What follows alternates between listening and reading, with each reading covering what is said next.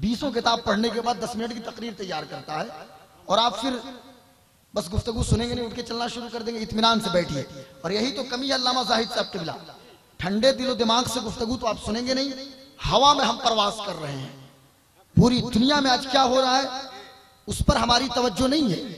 इस वक्त मुल्क शाम के क्या हालात हैं, आप थोड़ी देर के लिए यहां बैठे हैं, उठना आपने शुरू कर दिया।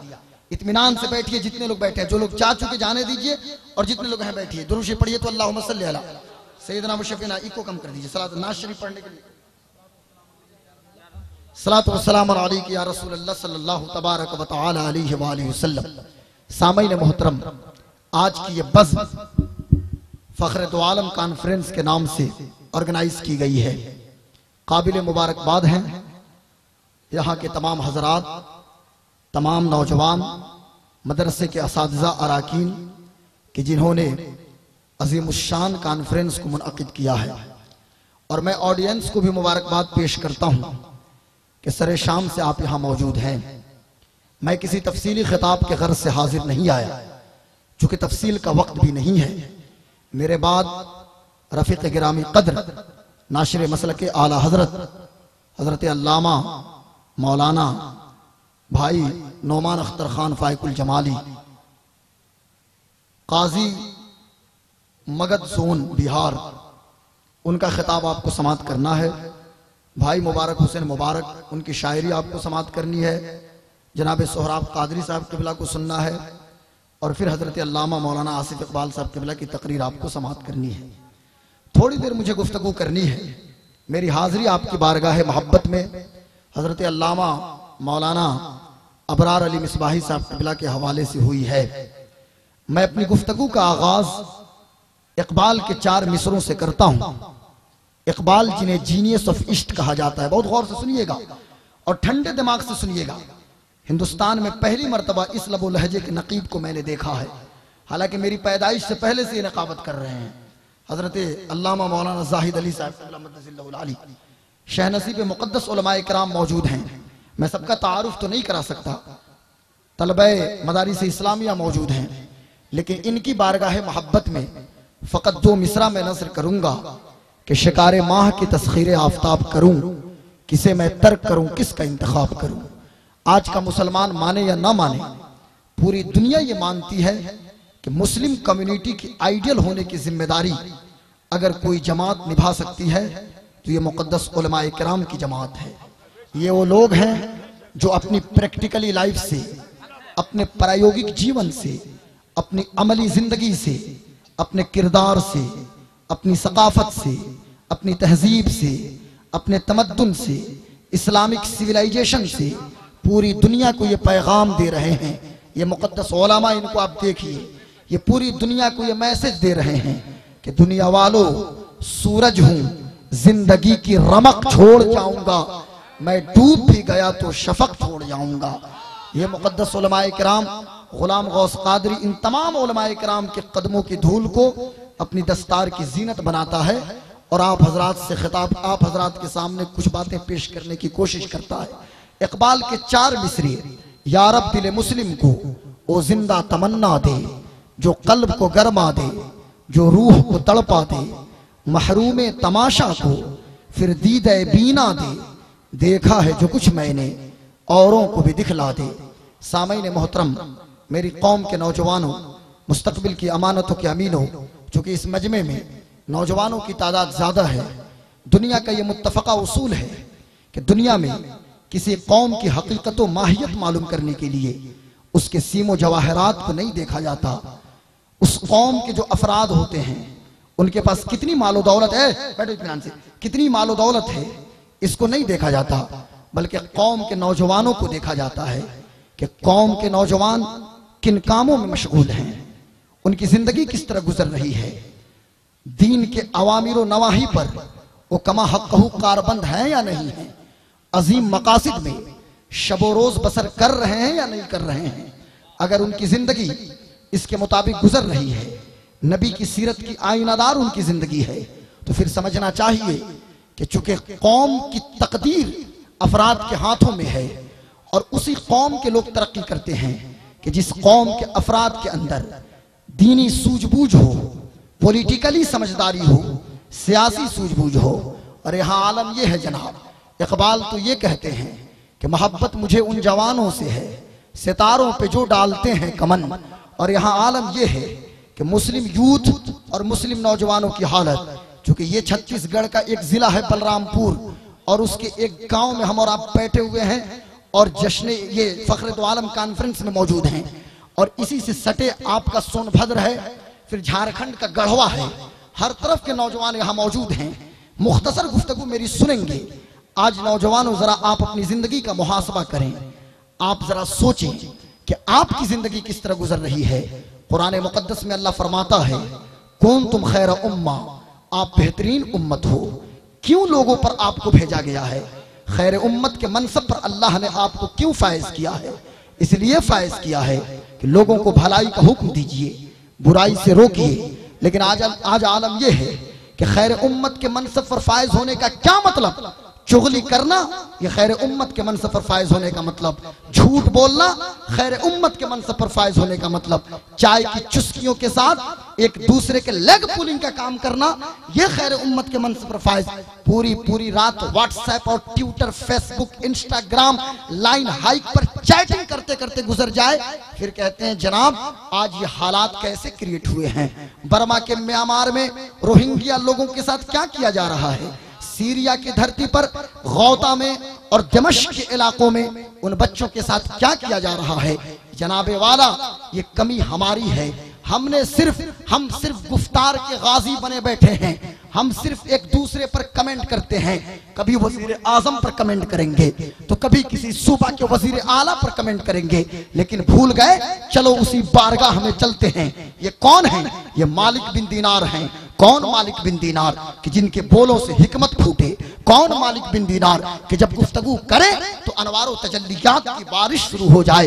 ये मालिक बिन दीनार कहते हैं कि मैंने साबिका कुतुबे समाविया में पढ़ा है, अल्लाह फरमाता है कि मैं ही अल्लाह हूँ, लोगों के कुलूब अज़हान मेरे दस्ते कुदरत में हैं। तो अगर कोई जालिम हुक्मरा तुम पर मुसल्लत हो जाए तो उस जालिम हुक्मरा पर कमेंट मत करो, उसकी क्रिटिसाइज मत करो, बल्कि अल्लाह से अपने रिश्ते को उस्तवार करो, अल्लाह से अपने रिश्ते को मजबूत करो। जब अल्लाह से अपने रिश्ते को मजबूत करोगे, अल्लाह फरमाता है मैं उस जालिम हुक्मरा को तुम्हारे लिए मेहरबान बना दूंगा, उसके दिल में तुम्हारे लिए रहम डाल दूंगा। एक वक्त की नमाज हम नहीं पढ़ते, झूठ हम बोलते हैं, गीबत हम करते हैं। आज गलाजतों पर इस कदर हम टूटे पड़ते हैं जैसे कूड़े करकट पर मक्खियां टूटी पड़ती हैं। आज आलम यह है हमारी वजह से मुस्लिम पर्सनल्ला की तहकीर होती है, इस्लामी मुकद्दसात की तहकीर हमारी वजह से, इस्लामी आईन और शरीयत का मजाक पूरी दुनिया के लोग आज मुस्लिम यूथ की वजह से उड़ा रहे हैं। कोई फिल्म अगर बॉलीवुड से आ जाए, अल्लामा जाहिद साहब किबला, तो मुस्लिम नौजवान सबसे ज्यादा सिनेमा घरों के सामने अगर किसी की तादाद होती है तो मुस्लिम यूथ की तादाद होती है। और मैं IAS और IPS की बात नहीं करूंगा, IITN और मेडिकोस की बात नहीं करूंगा। आज न तो एजुकेशनल पावर हमारे पास, न तो पॉलिटिकल पावर हमारे पास। मैं मना नहीं करता, जलसे मुनक्किद होने चाहिए, मैं भी जलसों का खतीब हूँ, इन्हीं जलसों के जरिए मैं कौम को मैसेज देना चाहता हूँ। लेकिन सुनो मेरी कौम के लोगों, इन जलसों में आते हो तो यहाँ से जाओ तो तालीमी सूझबूझ लेकर जाओ, सियासी सूझबूझ लेकर जाओ। मेरी माए बहनें वो भी सुनेंगी, इन जलसों को पिकनिक स्पॉट ना बनाया जाए। जलसे ये इंटरटेनमेंट के सोर्सेस नहीं हैं, बल्कि यही जलसे हैं कि हमारा एक कायद था। कौन कायद? के उस कायद के इंतकाल के बाद फिर हमने किसी कायद को नहीं देखा। हजरत करोड़ों सलाम हो अल्लामा अरशदुल कादरी की तुरबत पे। मेरा कायद पूरी जिंदगी जलसों के स्टेज पर रहा, मुनाजरे के स्टेज पर रहा, बैठ जाता था इशाबाद मेरा कायद और फजर के वक्त उठता था तो जलसों में जो लोग आते थे इस्लामी इनकलाब लेकर जाया करते थे, तालीमी इनकलाब की दौलत लेकर जाया करते थे, सियासी सूझबूझ लेकर जाया करते थे। मैं कहता हूँ करोड़ों सलाम हो रईस आज़म उड़ीसा पे। ये कौन है? हुजूर मुजाहिद मिल्लत हैं। 30 साल की उम्र में मुजाहिद मिल्लत स्टेज पर आए हैं, 70 साल की उम्र में मुजाहिद मिल्लत का इंतकाल हुआ है, 40 साल तक स्टेज की ज़ीनत बख्शा है हुजूर मुजाहिद मिल्लत ने। लेकिन आलम ये रहा है इशाबाद बैठ गए, फजर के वक्त उठे, इनकलाब बर्पा हो जा रहा है, लेकिन आज हमें सोचने की जरूरत है, हमें गौर व फिक्र करने की जरूरत है कि आखिर हमने इसको पिकनिक स्पॉट क्यों बना दिया है जनाब, इंटरटेनमेंट का सोर्स हमने क्यों बना दिया है। मैं कहना चाहूंगा इसमें स्पिरिचुअलिटी लाने की जरूरत है, रूहानियत लाने की जरूरत है, और जब तक रूहानियत ना आए फिर हमारी गुफ्तगू किसी काम की नहीं है। आज कोई फिल्म आ जाए हॉलीवुड और बॉलीवुड की तो सिनेमा घरों में सबसे ज्यादा मुस्लिम यूथ की तादाद होती है, और मैट्रिक के एग्जाम में छत्तीसगढ़ की मैं बात करता हूं, यहाँ के मैट्रिकुलेशन में मुस्लिम लोगों की तादाद जो है ना 0.005%। ये हमारी पोजीशन है इस वक्त। IAS IPS की बात छोड़ दीजिए, जस्टिस राजेंद्र सच्चर कमेटी की रिपोर्ट और जस्टिस रंगनाथ मिश्रा कमीशन की रिपोर्ट ये आपकी निगाहों के सामने मौजूद है। आज अभी कुछ दिनों पहले एक फिल्म आई थी, उस फिल्म के हवाले से बच्चे गूगल पर खूब सर्च कर रहे थे। क्या सर्च कर रहे थे कि कटप्पा ने बाहुबली को क्यों मारा, इसको खूब सर्च किया गया, लेकिन कौम के नौजवान कभी ये सर्च नहीं करते कि अलवर में पहलू खान की हत्या क्यों हुई, ट्रेन में जुनैद को क्यों मारा गया, उसके बाद दादरी में वो मामला क्यों हुआ। आज पूरे मुल्क में जो माहौल क्रिएट किए गए हैं, क्या आपको फुर्सत नहीं है कि कभी विकिपीडिया पे उसको भी जाकर सर्च कर लेते, कभी तौफीक हुई कि उसी गूगल सर से जाकर पूछ लेते कौन है तारिक इब्न ज़ियाद, कौन है मूसा बिन नसीर, कौन है यूसुफ बिन ताशकीन, कौन है मोहम्मद बिन कासिम, कौन है औरंगजेब आलमगीर। ये वो लोग थे जो खैर उम्मत के मनसब पर फाइज थे। आज इस्लाम आपसे मांग रहा है कुछ, आज इस्लाम के फॉलोअर्स आपसे की बहुत सारी बातों का तकाजा कर रहे हैं कि मुस्लिम नौजवानों आओ आओ होश के नाखून लो, मुस्लिम नौजवानों जरा सोचो, अपनी जिंदगी का मुहासबा करो। आज तुम भी नौजवान हो, तुम्हारी रातें अय्याशियों में गुजर जा रही हैं, पूरी पूरी रात गैर महारिम से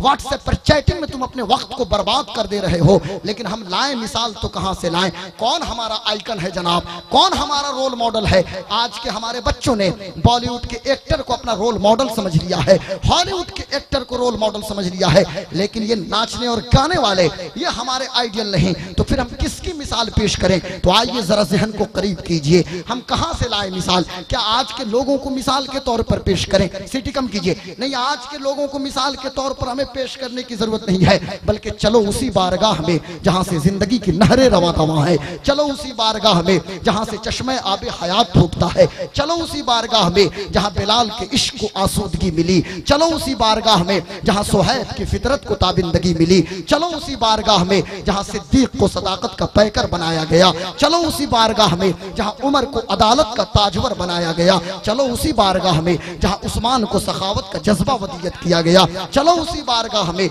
जहां मौला अली को शुजाअत का तुर्रे इम्तियाज अता किया गया। कौन बारगाह है, बारगाह है मुस्तफ़ा है, आमिना के लाल की बारगाह है, हलीमा के दिलबर की बारगाह है, फखरे दो आलम की बारगाह है। मुस्तफ़ा इस्लाम की तबलीग मक्के की गलियों में कर रहे हैं, फारान की चोटी से ला इलाहा इल्लल्लाह मुहम्मदुर रसूलुल्लाह का ऐलान कर रहे हैं, काबे के तवाफ के वक्त मताफ में मुस्तफ़ा अल्लाह की तौहीद का ऐलान कर रहे हैं। उसी मक्के में एक नौजवान है, इको कम करना था ना, उसी मक्के में एक नौजवान है, उस नौजवान की उम्र क्या है जनाब, गौर से सुनिएगा, उस नौजवान की उम्र 17 साल है। आज आप में भी 17 साल का नौजवान मौजूद होगा।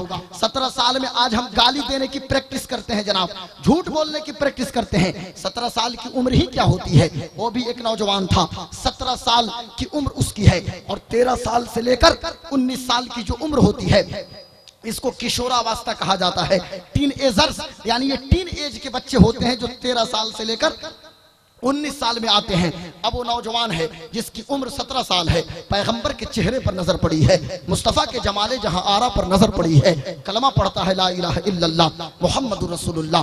कितना अच्छा वो नौजवान था, कितना खुशपोश नौजवान था, मक्के से बिलोंग करता था।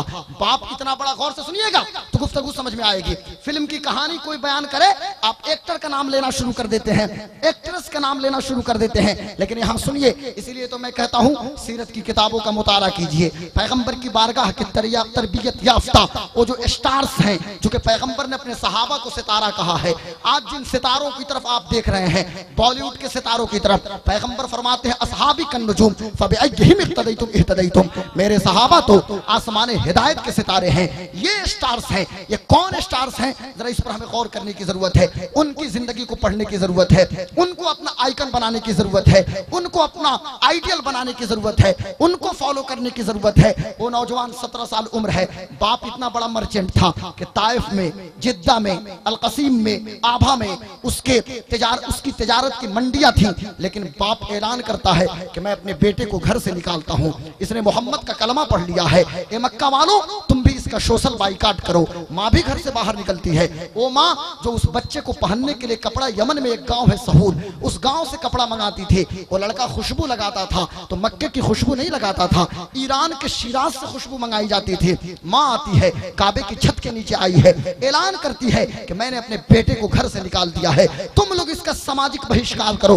कसूर क्या है बच्चे का, कसूर क्या है 17 साल के नौजवान का? पैगंबर के दामन करम से वाबस्ता हो गया है। लेकिन याद रखना, उस नौजवान की हालत यह है कि कल तक इतना खूबसूरत था वो नौजवान, इतना चमकता था कि मक्के की गलियों से गुजरता था तो मक्के की लड़कियां अपनी छतों पर चढ़ के उस नौजवान के रुखे ज़ेबा की ज़ियारत किया करती थी। लेकिन आज वो लड़कियां भी कमेंट कर रही हैं, लेकिन वो नौजवान कहता है इन्हीं पत्थरों पे चल के अगर आ सको तो आओ, मेरे घर के रास्ते में कोई कहकशा नहीं है, इन्हीं पत्थरों पे चल के आना है। हमने पढ़ लिया है ला इलाहा इल्लल्लाह मुहम्मदुर रसूलुल्लाह। अब मेरे रास्ते में फूलों की सेज नहीं मिलेगी बल्कि कांटों को बिछाया जाएगा। क्योंकि जो जिन लोगों ने तौहीद और रिसालत का ऐलान किया है उनके साथ यही मामला पेश आया है। अब क्या होता है, पैगंबर उस नौजवान को करीब करते हैं और कहते हैं जाओ और यहाँ से जाओ। कहाँ जाओ? इथोपिया की धरती पर चले जाओ। ये इथोपिया कहाँ है? इस्लाम की पहली हिजरतगाह है। अब आप सोचेंगे इस्लाम की पहली हिजरतगाह तो हबशा है, लेकिन मैं आपको बताता हूँ आज के एटलस में अगर आप हबशा तलाशिएगा ज्योग्राफिकल एटलस में तो आपको हबशा नहीं मिलेगा। हबशा ने जब डेवलप किया तो इसका नाम अबेसिनिया पड़ा और डेवलप किया तो इसका नाम इथोपिया पड़ा। इसकी राजधानी अदीस अबाबा है, उसके बगल में सोमालिया है। वो नौजवान कहाँ पहुंचता है? इथोपिया पहुंचता है। इस्लाम की तबलीग कर रहा है, अमन और शांति के माहौल में पूरी दुनिया को peaceful behave, peaceful conduct, peaceful atmosphere का मैसेज दे रहा है। पैगंबर ने बुलावा भेजा। नौजवान की उम्र कितनी हो गई? 19 साल का अब नौजवान है। माँ बाप छोड़ चुके हैं, बदन पे एक पुराना जुब्बा है, सर पे एक बोसीदा इमामा है। पैगंबर ने अपने करीब किया है और करीब करने के बाद कहा तुम चले जाओ मदीना की धरती पे, क्योंकि मुझे मदीना जाने का हुक्म हुआ है तो मुझसे पहले तुम मदीना जाओ। अब वो गौर से सुनिएगा, वो नौजवान कौन है कि अब उसकी उम्र 19 साल है। वो नौजवान मदीना जाता है। मदीने में दो ट्राइब्स बहुत मशहूर हैं, कबीले औस है, कबीले खजरज है। वो नौजवान कभी कबीले औस के पास जाता है, कभी कबीले खजरज के पास जाता है। इस्लाम की तबलीग कर रहा है, लोगों को अवामिर और नवाही की तालीम दे रहा है, लोगों को अकायद हक्का की तालीम दे रहा है। मदीने के लोगों के कुलूब अज़हान को इश्क़ रिसालत की शमा से फरोजा कर रहा है। वो नौजवान अपने काम में लगा हुआ है। अब क्या होता है, कल तक मदीना के वो लोग जो पैगंबर के सख्त मुखालिफ थे, उस नौजवान की सही के जरिए, उस नौजवान के पैहम कोशिशों के जरिए पूरा मदीना इस्लाम के दामन से वाबस्ता हो गया है। और जब पैगंबर मदीना पहुंचे हैं तो मदीने की लड़कियां अपनी छतों पर चढ़ के कहती हैं तलाल बदरो अलैना मिन सनियातिल वदाई वजब शुक्र अलैना मादा लिल्लाहि दाई। पैगंबर का इस्तकबाल किया जा रहा है। अब पैगंबर इस्लाम मदीना पहुंचे हैं। क्या होता है, इस्लाम की हिस्ट्री की सबसे पहली जंग जिसे बद्र की जंग कहा जाता है, बद्र की लड़ाई कहा जाता है। नौजवान की उम्र है 20 साल। बद्र के मैदान में हक व बातिल का मार्का गर्म हुआ है। एक तरफ लश्कर जर्रार है तो एक तरफ रोजादारों की जमात है। और जब जब हक व बातिल एक साथ बरसरे पैकार हुए तो दुनिया ने अपने माथे की निगाहों से देखा कि मुट्ठी भर मुसलमानों ने इस्लामी नारे तकबीर, नारे रिसालत, मसलके आला हजरत, उलमाए अहले सुन्नत, खतीबे अहले सुन्नत हजरत अल्लामा आसिफ इकबाल साहब किबला, नारे तकबीर, नारे रिसालत। खतीब अहले सुन्नत नाशरे मसलके आला हजरत बड़े भाई हजरत अल्लामा मौलाना आसिफ इकबाल साहब किबला मद्दजिल्लहु आली की आमद हुई। हम उनका इस्तकबाल, बस थोड़ी देर बैठिए हजरत, जस्ट हम कंक्लूड मैं खत्म करूंगा। और शायर अहले सुन्नत, शायर आजम हिंदुस्तान मुबारक हुसैन मुबारक साहब किबला मद्दजिल्लहु आली, उनका भी हम तहे दिल से इस्तकबाल। मैं अर्ज़ ये कर रहा था कि बद्र की धरती पे इस्लाम का परचम लहरा रहा है। अब उसके बाद क्या होता है, वो नौजवान उस लड़ाई में भी साथ साथ है, वापस आया, कहां पहुंचा, फिर मदीना आया। दूसरे साल में उस नौजवान की उम्र अब कितनी हो गई है, 21.5 साल का वो नौजवान है। जरा गौर से सुनिएगा, जंग उहुद है, उहुद का मैदान है, पैगंबर के दाएं है, पैगंबर के बाएं है, कभी पैगंबर के आगे है, कभी कल्बे लश्कर में है। वो नौजवान पैगंबर की तरफ आने वाले हर तीर को अपने सीने पर रोकता है और मुदाफत में लड़ाई लड़ रहा है। उसके बाद क्या होता है, जब लड़ाई खत्म हुई है, जब जंग के गुबार छटे हैं, पैगंबर ने हुक्म दिया कि शुहदा की लाशों को इकट्ठा किया जाए। तो सारी लाशों को इकट्ठा किया गया तो वहां पर हजरत हमजा की मुसलाशुदा जहां लाश मौजूद थी, उसी के बगल में उस नौजवान की लाश भी मौजूद थी। मैं आपसे कहना यह चाहता हूं, जो लोग मदीना गए होंगे वो लोग देखे होंगे उहुद के कब्रिस्तान में हजरत हमजा की कब्र नुमाया है, लेकिन उनके बगल में जो कब्र है वो उस नौजवान की कब्र है। पैगंबर ने अपने चचा की मुसलाशुदा लाश को देखा, पैगंबर की आंखों में आंसू आए, मरवत के आंसू थे। लेकिन जब उस जवान राना के चेहरे पर नजर पड़ती है, पैगंबर ज़ारो कतार रोने लगते हैं। सहाबा ने कहा क्यों रोते हैं या रसूल अल्लाह? इतने में हजरत सफिया एक चादर लेकर आती है। पैगंबर ने इरशाद फरमाया, मेरे सहाबा रोक दो सफिया को, खातून है, भाई की मुसलाशुदा लाश देखेंगी चीख निकल पड़ेगी, जान दे देंगी। लेकिन हजरत सफिया ने जो कहा था, आज भी हजरत सफिया के जुमले आबे ज़र से लिखे हुए तारीख में मौजूद है। हजरत सफिया कहती हैं, ए मोहम्मद, ए या रसूल अल्लाह, मैंने एक भाई को आपके नाम पर कुर्बान किया है, अगर हजारों भाई हमजा जैसे होते तो आपके नाम पर कुर्बान करती चली जाती। पैगंबर इस्लाम सरवरे कायनात ने चादर को लिया है, दो टुकड़ा किया है। एक टुकड़ा हजरत हमजा की लाश पे रखा है और दूसरा टुकड़ा उस जवान के बदन पे रखा है। पांव पे इज़खर घास डाल दिया है, जवान को दफन कर दिया गया है। वो कौन जवान था? तो याद रखना मेरी कौम के लोगों, वो कोई और जवान नहीं, जो हमारा आइकन है, जो हमारा रोल मॉडल है, कि जिसने इस्लाम कबूल करके और शहीद होकर पूरी दुनिया को यह पैगाम दे दिया। क्या पैगाम दे दिया? कि जान तो चली जाए लेकिन मोहम्मद की जात पे आंच ना आने पाए। वो कोई और नहीं था बल्कि उमैर का बेटा मुसअब इब्न उमैर रज़ियल्लाहु ताला अन्हु थे। वही मुसअब इब्न उमैर कि जिन्होंने 17 साल की उम्र में इस्लाम कबूल किया, 21.5 साल की उम्र में शहीद हो गए। पूरी दुनिया को यह पैगाम दिया हजरत मुसअब ने कि तेरे टुकड़ों से पले गैर की ठोकर पे न डाल, झिड़कियां खाए कहां छोड़ के सदका तेरा, और तेरे कदमों में जो है गैर का मुंह क्या देखें, कौन नजरों पे चढ़े देख के तलवा तेरा। इसलिए मैं कहना चाहता हूं, आखिरी बात और गुफ्तगू कंक्लूड मैं करूं कि आपको अगर आइडियल बनाना है, रोल मॉडल खैर उम्मत के मनसब पर फायज होने के लिए, तो आप हजरत मुसअब इब्न उमैर को अपना आइडियल बनाइए। ये कौन है जनाब?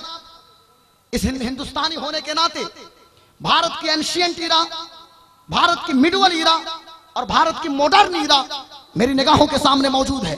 इसलिए मैं कहता हूं पढ़िए, इल्म हासिल कीजिए। मेरी बातें बहुत सारे लोगों को समझ में नहीं आएंगी तो रिकॉर्ड करेंगे और घर जाकर सुनेंगे, तो विकिपीडिया पे जाकर सर्च करेंगे तो बातें समझ में आने लगेंगी। बहुत सारी बातें समझ में नहीं आएंगी तो उसको रिकॉर्ड कीजिए और घर जाकर गूगल सर से पूछिएगा तो बातें समझ में आएंगी। ये कौन है? भारत के मिडवल ईरा का वो शख्स, इस हिंदुस्तान की धरती पे हुकूमत करने वाला। आज हमारे पास वक्त नहीं है, हम नमाज नहीं पढ़ सकते, अपने मुआशरे की इस्लाह नहीं कर सकते, घरों में इस्लामिक सिविलाइजेशन कायम नहीं कर सकते, लेकिन वो भी तो एक जवान था। 1-2 दिन तक नहीं, 1211 से लेकर 1236 ईस्वी तक, याद नोट कीजिए, 1211 से लेकर 1236 ईस्वी तक 25 इयर्स भारत की धरती पे हुकूमत करने वाला वो जवान। और आज जनाब पब्लिक किसी को 5 साल के लिए मैंडेट दे तो फिर वो कहता है जो कुछ जबान में आए कहना शुरू कर दे। लेकिन हैरत होती है, जब यहां से हाथी नाला से जब गाड़ी हम लोगों की बढ़ी है छत्तीसगढ़ के बॉर्डर तक, और जब सड़कों की हालत देखने के बाद हम जिस नतीजे पर पहुंचे उस पर हमें कुछ तबसरा नहीं कर सकते।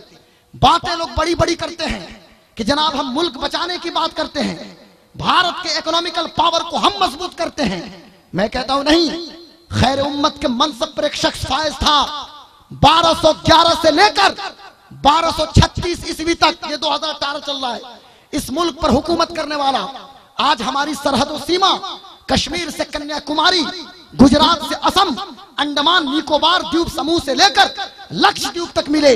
लेकिन उस वक्त हमारी सरहदों सीमा अफगानिस्तान के फरगाना से लेकर बांग्लादेश के चटगाम तक, कंबोडिया के लाओस से लेकर श्रीलंका के कोलंबो तक हमारी सरहदों सीमा मिलती थी। वो जवान राणा 25 साल तक घोड़े की पुष्ट पे रहा, 25 साल तक हुकूमत किया, लेकिन तहज्जुद की नमाज उसकी ना छूटे, चेहरे पर नूरे मुस्तफा वो रखे। आज हम दीवारें खड़ी करें और वो मुकर्रबे बारगाहे मुस्तफा बने, दुरूद शरीफ पढ़ पढ़ के, सलाम पढ़ पढ़ के। और आलम यह है जनाब कि उसी दौर में, उसी जवान की हुकूमत के दौर में कि जो बदायूं का गवर्नर था, बुलाकर उसे दिल्ली का बादशाह बना दिया गया। उसी दौर में दिल्ली में एक शेख थे। ये शेख भी अजीब थे जनाब, कि बचपन में घर छोड़ दिया था अपने शेख की वजह से, और जब शेख ने कहा वापस चले जाओ बेटा, तो कहा नहीं, आप ही सब कुछ हैं। वो शेख कोई और नहीं बल्कि कुतुबुद्दीन बख्तियार काकी हैं, मेहरौली की धरती पर हैं। इंतकाल का वक्त करीब है। कुतुब साहब ने अपने मुरीद को बुलाया है, और बुलाने के बाद कहा जब मैं मर जाऊं जसद खाकी को तैयार कर देना, मेरी मस्जिद को तैयार कर देना, लेकिन जनाजा कोई नहीं पढ़ाएगा। जनाजा वही पढ़ाएगा जिसके अंदर 3 शर्त मौजूद हो। अब जरा सोचिए कौन शर्त मौजूद हो। आज कोई डीएम हो जाए मुसलमान का बच्चा, तो जनाब अल्लामा आसिफ इकबाल साहब किबला वो मुर्तद बनने की कोशिश करेगा, वहां भी देवबंदी और आगे तरक्की करता जाएगा। अगर खुदा ना खास्ता कोई एसपी हो जाए तो उसकी भी वही पोजीशन। अगर ब्लॉक का कर्मचारी हो जाए, चपरासी हो जाए, तो वो भी मौलाना लोगों पर कमेंट करना शुरू कर देगा, मदरसों पर कमेंट करना शुरू कर देगा, खतीब पर कमेंट करेगा, शायर पर कमेंट करेगा। लेकिन देखो 25 साल तक दिल्ली की गद्दी पर बैठकर हुकूमत करने वाला, अब हजरत शेख फरमाते हैं जनाजे की नमाज वही पढ़ाएगा जिसके अंदर 3 शर्त मौजूद हो। पहली शर्त यह कि जिसने कभी बदकारी न की हो, और दूसरी शर्त यह है कि जिसकी फर्ज नमाज जो जमाअत मुस्तहब्बा के साथ अदा की जाए उसकी तकबीर उला फौत न हुई हो, और जिसकी असर से पहले वाली सुन्नत गैर मुअक्कदा कभी न छूटी हो। अल्लाहु अकबर, कितनी बड़ी शर्त है। हालांकि शर्त आसान है। उस वक्त दिल्ली में और लोग थे, किसी के अंदर पहली शर्त थी तो दूसरी शर्त मौजूद नहीं थी, दूसरी शर्त थी तो तीसरी शर्त मौजूद नहीं थी, किसी के अंदर तीसरी थी तो दूसरी नहीं थी, किसी के अंदर सब थी तो याद नहीं थी उनकी शर्तें। लेकिन जरा गौर कीजिए, कुतुबुद्दीन बख्तियार काकी का इंतकाल हो जाता है, कुतुब साहब के जनाजे को रख दिया जाता है, सफे लग जाती है मेहरौली में। किसी की हिम्मत नहीं पड़ती है कि आगे बढ़े और शेख तरीकत के जनाजे की नमाज पढ़ाए, किसी की हिम्मत नहीं पड़ती है कि आगे बढ़े और कुतुबुद्दीन बख्तियार काकी के जनाजे की नमाज पढ़ाए, किसी की हिम्मत नहीं पड़ती है आगे बढ़े और सुल्तानुल हिंद के गुलाम के जनाजे की नमाज पढ़ाए। हंगामा बर्पा हो गया।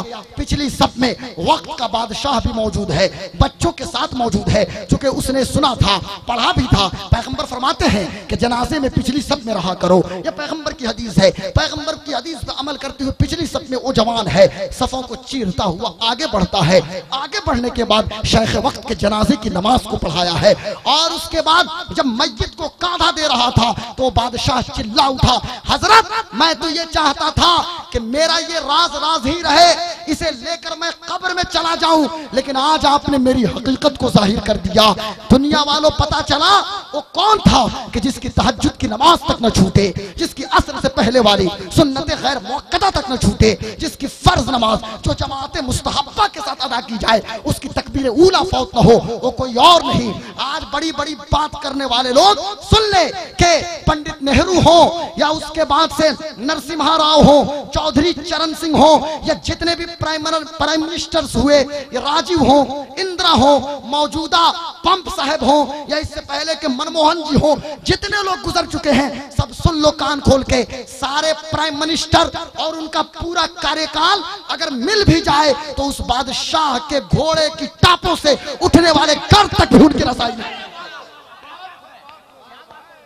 बादशाह के घोड़े की टापों से उठने वाले कर तक रसाई नहीं हो सकती। वो कोई और नहीं बल्कि हमारा और आपका आइकॉन, जिसे दुनिया शमसुद्दीन अल्तमश के नाम से जानती है। कौन शमसुद्दीन? तहज्जुद गुजार शमसुद्दीन। कौन शमसुद्दीन? असर की सुन्नत मुअक्कदा, सुन्नत गैर मुअक्कदा न छोड़ने वाला शमसुद्दीन। कौन शमसुद्दीन? घोड़े की पुष्ट पे लाखों मरतबा नबी पे दुरूद और सलाम भेजने वाला शमसुद्दीन। अब एक सवाल होगा, एक सवाल ये पैदा होगा जनाब कि शमसुद्दीन तो 25 साल तक दिल्ली में हुकूमत करते रहे, अल्लाह के नेक बंदा कैसे बन गए? क्योंकि हमने तो ये देखा है मुस्लिम डीएम और एसपी को, मुस्लिम पॉलिटिकल पर्संस को, मुस्लिम पॉलिटिकल पर्संस की हालत यह अल्लामा जाहिद साहब किबला कि सबसे पहले नकीब खतीब शायर को कमेंट करेंगे सबसे ज्यादा, और उन लोगों की दवा अगर कोई जानता है तो हमारे मोहतरम अल्लामा आसिफ इकबाल साहब किबला जानते हैं। हमने तो देखा है कि एक साबित मेंबर ऑफ पार्लियामेंट को भी इन्होंने दवा दिया था, जबरदस्त अंदाज। तो मैं कहना यह चाहता हूं कि सवाल यह पैदा होगा आखिर कैसे ये बुजुर्गी मिली शमसुद्दीन अल्तमश को? तो आओ जरा ज़हन को करीब करो, चलते हैं पीछे। बगदाद मोहल्ला की धरती है, शेख तरीकत है कौन? सुल्तानुल हिंद हैं, अताए रसूल हैं, ख्वाजा मोइनुद्दीन चिश्ती हैं, हजरत औहदुद्दीन किरमानी हैं, हजरत शहाबुद्दीन उमर सोहरवर्दी हैं। ये वो लोग थे जो खैर उम्मत के मनसब पर फाइज थे, ये लोग थे जो खैर उम्मत के मनसब के तर्जुमान थे जनाब। साथ में कुतुबुद्दीन बख्तियार काकी हैं। देखा गरीब नवाज ने, एक छोटा सा बच्चा है, जिस्म पे एक जुब्बा है, सर पे इमामा है, बगल में तरकश है, तरकश में तीरों की तादाद बहुत ज्यादा है, हाथ में कमान है, बच्चा चल रहा है, इत्मीनान सुकून की चाल चल रहा है, मयाना रवि के साथ चल रहा है। गरीब नवाज ने बच्चे को करीब बुलाया है और बुलाने के बाद कहा, बेटा कहाँ जाना है? बच्चे ने कहा, शिकार करने जा रहा हूँ। गरीब नवाज फरमाते हैं कुतुबुद्दीन बख्तियार काकी से, ए मेरे कुतुब, पता है ये बच्चा कौन है? कुतुब साहब कहते हैं, हजरत आप ही बताइए। गरीब नवाज फरमाते हैं, ये लड़का उस वक्त तक नहीं मरेगा, उस वक्त तक इसको मौत नहीं आएगी जब तक कि दिल्ली का बादशाह ये नहीं बन जाएगा। अब गुलाम गौस कादरी को कह लेने दिया जाए, जरा गौर से सुनिएगा, गुलाम गौस कादरी को कह लेने दिया जाए कि गरीब नवाज ने शमसुद्दीन को फकत दिल्ली का बादशाह ही नहीं बनाया, बल्कि अल्लाह के दीन का मुहाफिज भी बना दिया, दीन का नेक बंदा भी बना दिया, अल्लाह का वली भी बना दिया। नारे रिसालत, मौलाना गुलाम गौस कादरी सिवान, नारे तकबीर, नारे रिसालत। इसलिए सुन ले कान को, गरीब नवाज जिसे चाहे हुकूमत अता करें। और अल्लामा साहिद साहब भी कह रहे थे ना, ये जमीन गरीब नवाज की है। बिहार में एक जगह है नवादा, वहां के हजरत अल्लामा मेरे बड़े भाई नोमान भाई भी आए हुए हैं। नवादा से मेंबर ऑफ पार्लियामेंट एक है। चूंकि भारत के इंडियन कॉन्स्टिट्यूशन ने फ्रीडम ऑफ एक्सप्रेशन सबको दिया है, अभिव्यक्ति की स्वतंत्रता मुझे भी प्राप्त है और सबको प्राप्त है। अभिव्यक्ति की स्वतंत्रता के तहत ट्विटर पर उसने एक ट्वीट बम छोड़ दिया गरीब नवाज के हवाले से। लेकिन सुन लो दुनिया वालों, मैं नवादा के मेंबर ऑफ पार्लियामेंट का नाम लेकर अपनी जबान को गंदा नहीं करने की कोशिश करूंगा। कान खोल के सुनिए, कौन है गरीब नवाज, कैसे खैर उम्मत के मनसब के तर्जुमान है गरीब नवाज। गरीब नवाज को सुल्तानुल हिंद किसी अंबानी और अडानी ने नहीं बनाया है, बल्कि आमिना के लाल ने सुल्तानुल हिंद बना के भेजा है। ये जमीन गरीब नवाज के, पहले भी गरीब नवाज सुल्तानुल हिंद थे, आज भी हैं, कयामत तक रहेंगे। गरीब नवाज ने अल्लाह का नेक बंदा भी शमसुद्दीन अल्तमश को बना दिया। इसलिए मैं आप हजरात से कहना चाहूंगा और निहायत अदब के साथ कहना चाहूंगा कि मेरी कौम के नौजवानों, आप मुताला कीजिए, स्टडी कीजिए और पढ़ने के बाद इन लोगों को अपना आइकन बनाइए। आपको शमसुद्दीन अल्तमश को अपना यूथ आइकन बनाने की जरूरत है, औरंगजेब आलमगीर को फॉलो करने की जरूरत है। औरंगजेब आलमगीर पर लोग बहुत कमेंट करते हैं, लेकिन उनको फॉलो करने की जरूरत है। आज मोहम्मद बिन कासिम, सलाहुद्दीन अय्यूबी, यूसुफ बिन ताशकीन, कुतैबा बिन मुस्लिम, तारिक बिन ज़ियाद, मूसा बिन नसीर को पढ़ने की जरूरत है। हमारे लोग आकर कहते हैं जनाब कि बर्नार्ड शॉ को पढ़ो, रूसो को पढ़ो, गांधी को पढ़ो, टॉलस्टॉय को पढ़ो। हम क्यों दूसरे को पढ़ेंगे? हमारे पास तो मौजूद हैं, वो मुस्तफा जाने आलम के स्टार्स मौजूद हैं। हमें सिद्दीक अकबर को पढ़ने की जरूरत है, फारूक आजम को पढ़ने की जरूरत है, उस्मान गनी को पढ़ने की जरूरत है, साद इब्न अबी वक्कास को पढ़ने की जरूरत है, तलहा इब्न उबैदुल्लाह को पढ़ने की जरूरत है, जुबैर इब्न अव्वाम को पढ़ने की जरूरत है। और आगे बढ़ो तो अपनी रगों में इस्लामी खून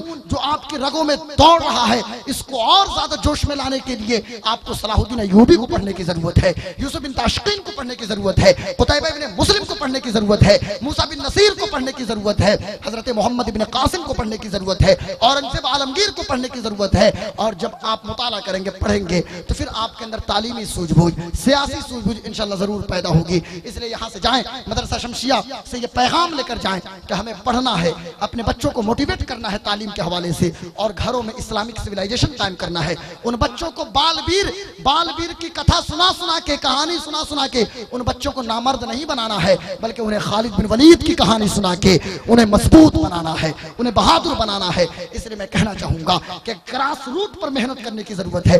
जमीनी सतह पर हमें ठंडे दिमाग से बैठकर और मेहनत करने की जरूरत है कि छत्तीसगढ़ के जितने अजला हैं, झारखंड के जितने अजला हैं, उन अजला में जितने ब्लॉक्स हैं, इस सतह पर हम काम करना शुरू करें तो अल्हम्दुलिल्लाह मैं समझता हूं वही इनकलाब बर्पा होगा जो मुजाहिद मिल्लत चाहते थे, जो कायद मिल्लत अल्लामा अरशदुल कादरी चाहते थे, जो हुजूर हाफिज मिल्लत चाहते थे। और फी ज़माने ना वही इनकलाब बर्पा होगा जो मेरे शेख तरीक़त मुर्शिद बरहक हुजूर ताजुश शरीका चाहते हैं।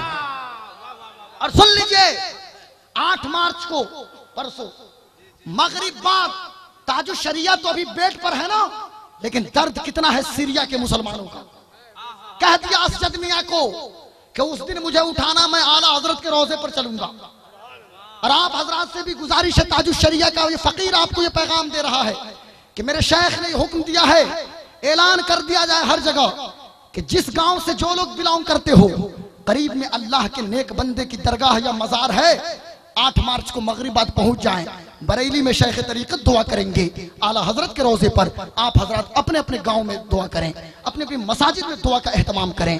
और ताजुश शरिया को इतना दर्द है जनाब, बता रहे थे असजद मियां साहब किबला, शहजादा साहब किबला, जब जब सीरिया और अलगौता का जिक्र हो रहा है, हजरत ज़ारो कतार रोना शुरू कर दे रहे हैं।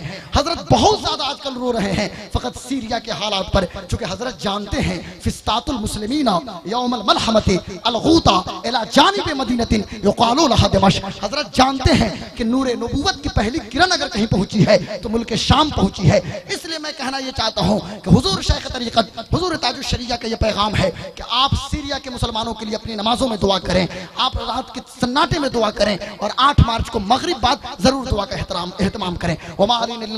अस्सलाम वालेकुम। जिंदगी सलामत रही तो फिर किसी मौके पर एक अलग टॉपिक पर इंशाअल्लाह तबारक व तआला खिताब होगा। अस्सलाम वालेकुम।